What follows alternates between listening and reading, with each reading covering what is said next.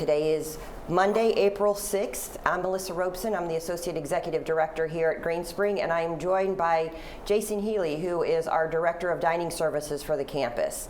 And today we have some reminders of some things that are going in place today and some things that went into effect last week, but also have some updates on our COVID-19 preparedness and ongoing efforts to make sure that we're keeping you safe as well as our employees safe.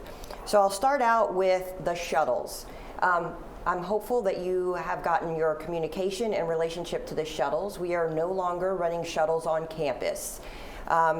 Mail delivery process. Seems we got a lot of feedback and a lot of questions last week on our call-in show about the mail process.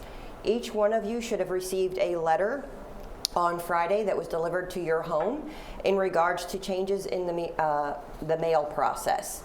One of the things I would like to point out is that we have been working with our local postmaster as well as our mail delivery personnel to make sure that they are on board and supporting these efforts, and that we make sure that you continue to get your mail as appropriate.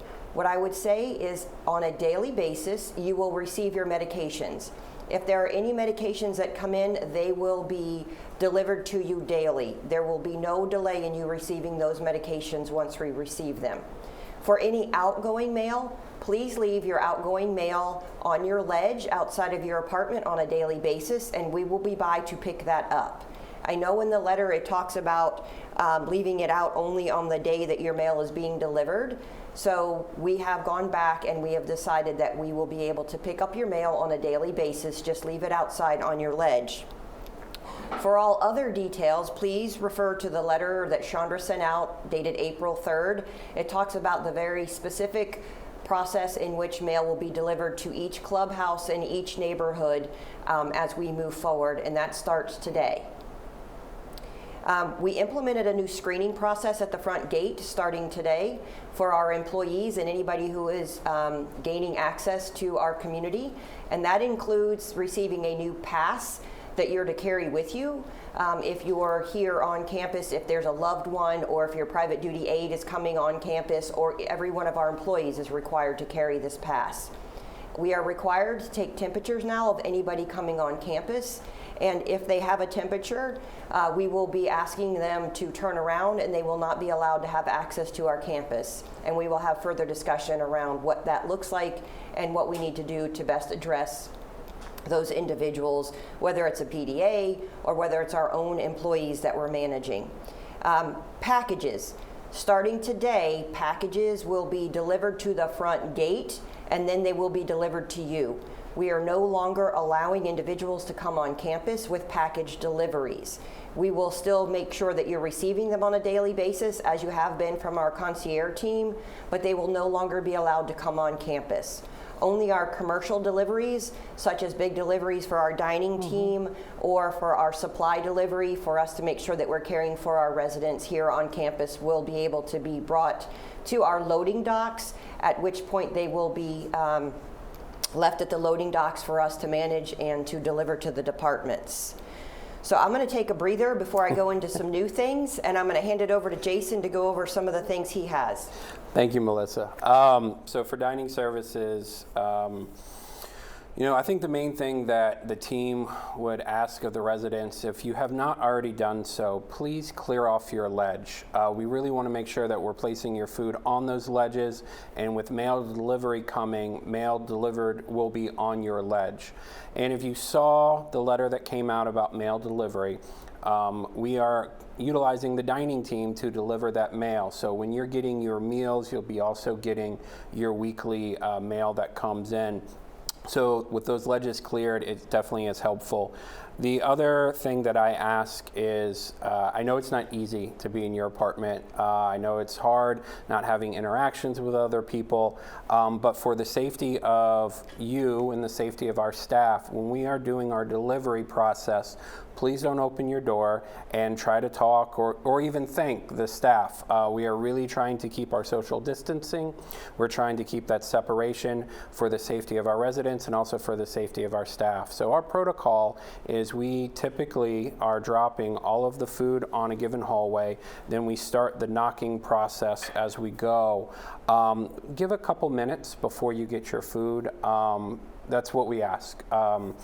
It makes the staff feel more comfortable. So if you want to say thank you and be welcoming, the signs are fantastic. We love it.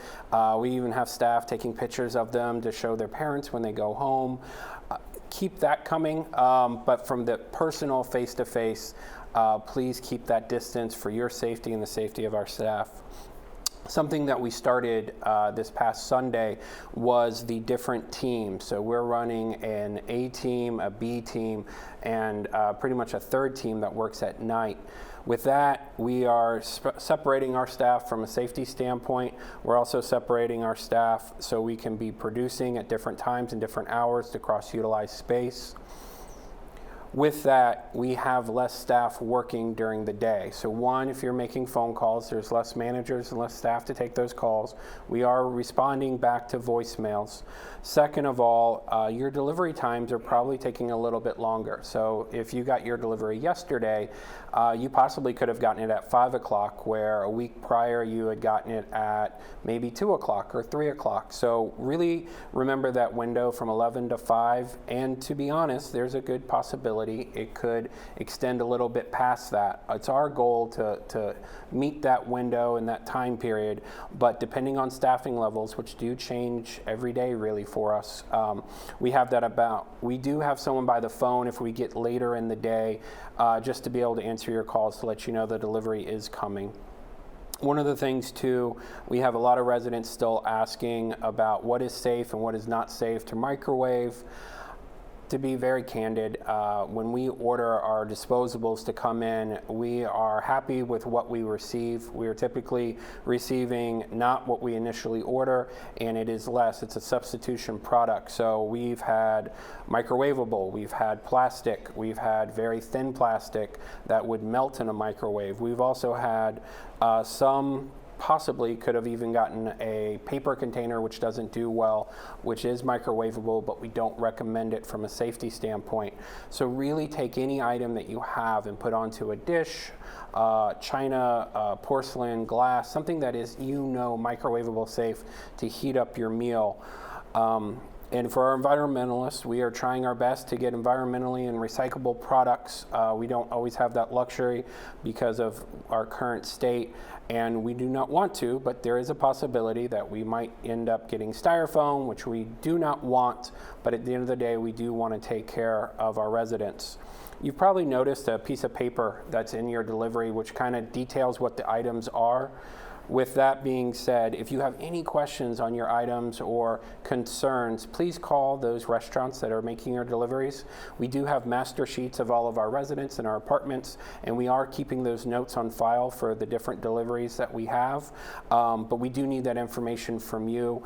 Writing on the order forms are great, but if you didn't do that and you want to call, I would call down to the restaurant to talk to them. Melissa? Perfect. So thank you, Jason, for those updates.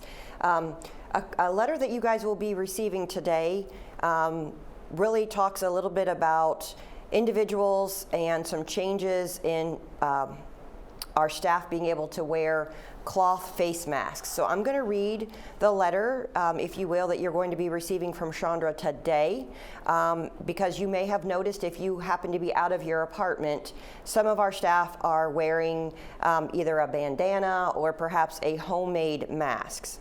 So I'm going to read the letter to you that you'll be receiving later today, as well as a robocall. Dear residents, recently the CDC began recommending that individuals wear a cloth face mask in public settings to help prevent the spread of COVID-19. We fully support this recommendation and have encouraged employees to begin wearing some sort of face mask when they interact with residents. Please do not be concerned or alarmed if the staff members delivering your meals or providing concierge services are wearing a mask, a bandana, or a kerchief over their face and their mouth, their nose and their mouth. Their face coverings are simply an extra measure of protection for you and for them. It's important to note that we have provided specialized surgical masks and N95 masks to all staff members providing direct care to residents, and their use is mandatory for their roles.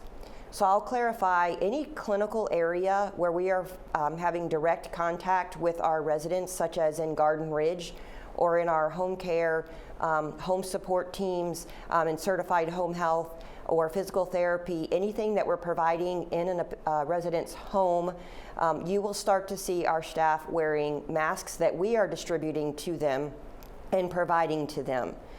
Other staff members, such as the dining team or our concierge team, our transportation team, individuals at the gatehouse that are helping to take care of our residents or addressing residents' needs as they come on campus, those individuals are permitted to go ahead and wear their own masks, purchase their own mask if they so choose, or they can hand make those masks, and those are guidelines that have come out from the CDC.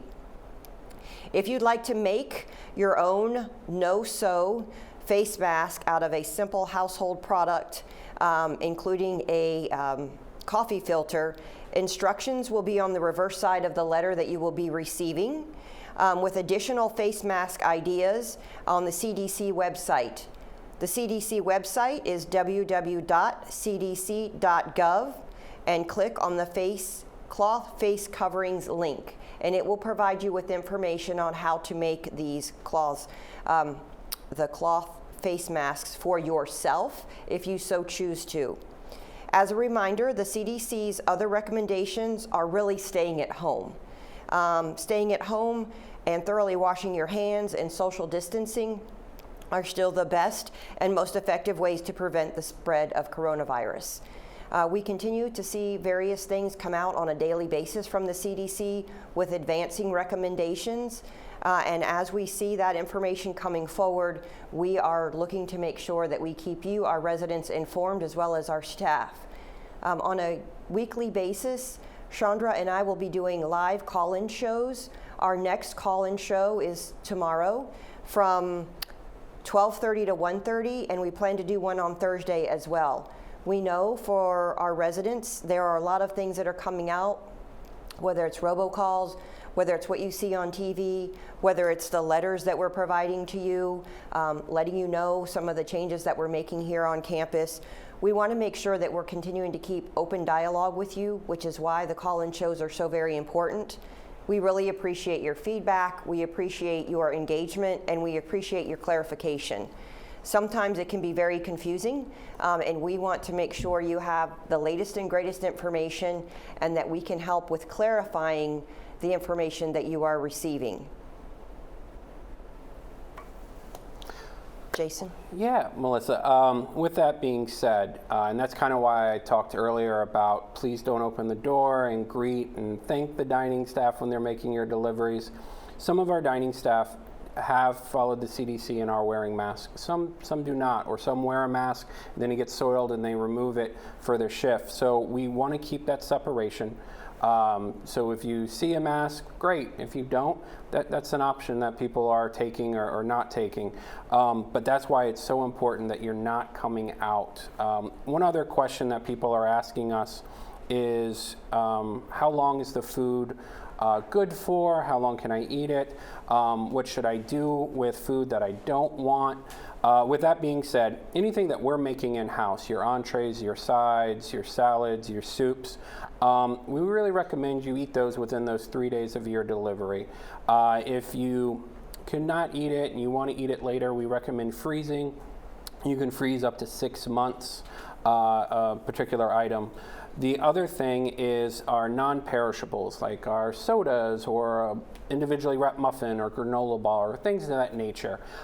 We really are stressing and asking, don't put those items on your ledge and say, please help yourself. It's a cross-contamination standpoint, and I do understand a lot of our residents don't want to waste food.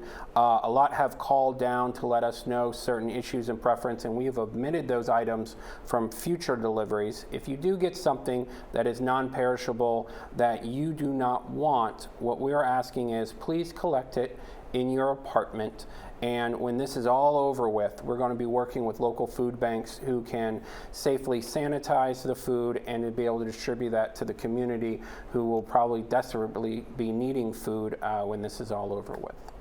Thank you, Jason, and thank you for those ongoing reminders about what the safe thing is to do. Naturally, people want to share what they have with others. Yeah.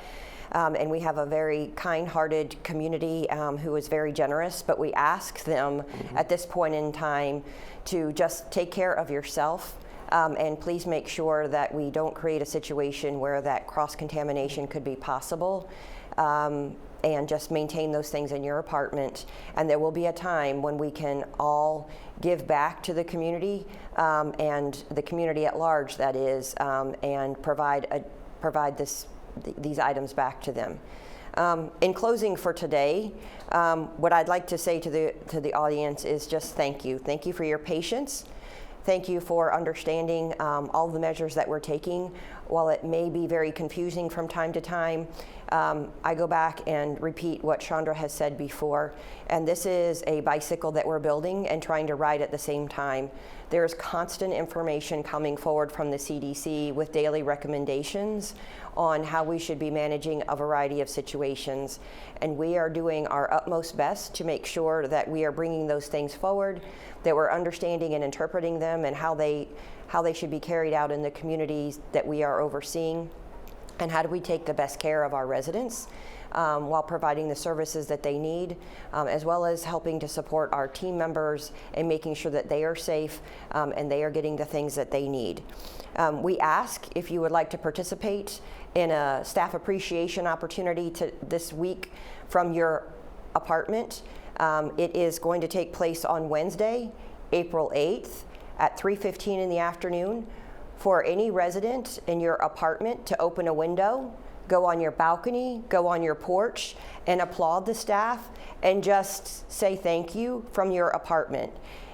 This has been done internationally and has been a tried and true measure to really be at your own home at a safe distance, but also allowing those who are here on campus to hear your voice and for you to be able to celebrate them. You'll see more information that we'll be posting throughout the week leading up to Wednesday's celebration, but this is just a great opportunity for you to really celebrate one another, but really to celebrate our staff who have been coming in day after day to really make sure that you have what you need, and to be able to say thank you from a distance. So as always, thank you for all you are doing to protect yourself and others during this global pandemic. We appreciate your support. I appreciate the phone calls that you're making to either myself in administration, to Jason, to any one of our team members asking for clarity or even giving us your suggestions. Please know that those are really appreciated and have helped us either change the course or amend the course to make sure that you are getting things that you need. Lastly, from the CVS perspective, I would let you know that the CVS pharmacy is still open. They are not seeing patrons in the actual store, but they are making deliveries daily. If you have a need or if you have a question, please feel free to call them. The team is there to serve, but they also need to make sure that they are answering the calls and returning the calls that are most appropriate. They're not necessarily the place to field certain questions about the community overall. That would be administration or one of the other leaders here, either through our concierge program or contacting Jason or contacting Lynn Keefe. We can help field those questions, but please know the CVS team is here on site. They are dedicated to making sure you have the medications that you need, and they are providing daily deliveries. Thank you very much and have a wonderful Monday.